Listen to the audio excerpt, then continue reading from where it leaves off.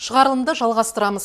Сырдың үздік стартап жобалары іріктеліп, оларды инвесторларға таныстыруға мүмкіндік берілді.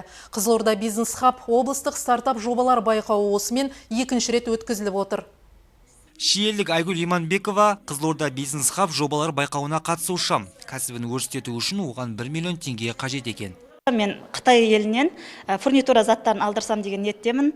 Бізде карантин кезінде тігін маска тігу өте жақсы жұмыстар жүргізілді. Қолөнерге байланысты да мен үйде отырып жұмыстарымды жалғастыра бердім.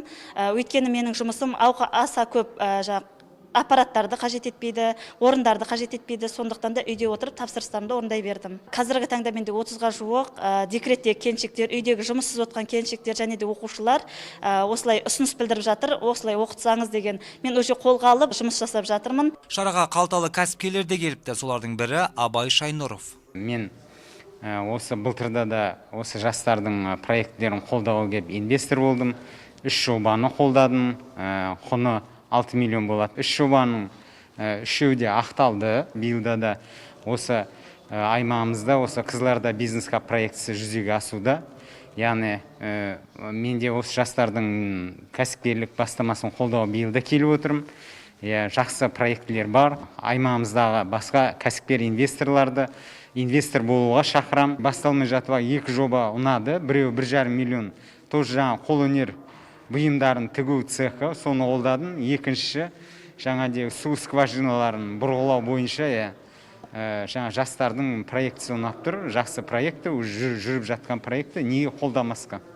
Облыстық жастар мәселесі басқармасының қолдауымен ұйымдастырылған стартап жобалар байқауы 4 кезеңнен тұрады. Үйлестірушілерді дайындау, стартап уикенд, KBH School және финал. 6 ай көлемінде байқауға қатысушылар кәсіпкер психологиясын, маркетинг негіздерін зерделеп, SMM және бизнес жоспар дайындауды үйренді. Алдыңғы жыл жастар жылының құрметіне орай алғаш рет ұйымдастырылған болатын. Ол жыл бізде финалға дейін 6 жобаның ішінен іріктеліп 22 жоба шығып, 7 жоба инвестордан ақша алды. Сонымен қатар жоба аясында 14 жобамыз кәсіпкерлерден қолдау алып өздерінің бизнестерін бастаған болатын. Енді сол дәстүрлі түрде биыл да жалғасын тапты. Яғни 3 кезеңнен тұрады. Біз әр ауданға жеке соғып, оқытып, үйретіп, іріктеп алып келеміз. Екінші кезеңде оларды Қызылорда қаласына жинап облыстық жартылай финал өткізіледі. Және де финалда бұл кісілердің біздің басты мақсатымыз, қатысушыларымыз өздерінің бизнестеріне ақшаны мемлекеттен емес, инвесторлардан сұрайды.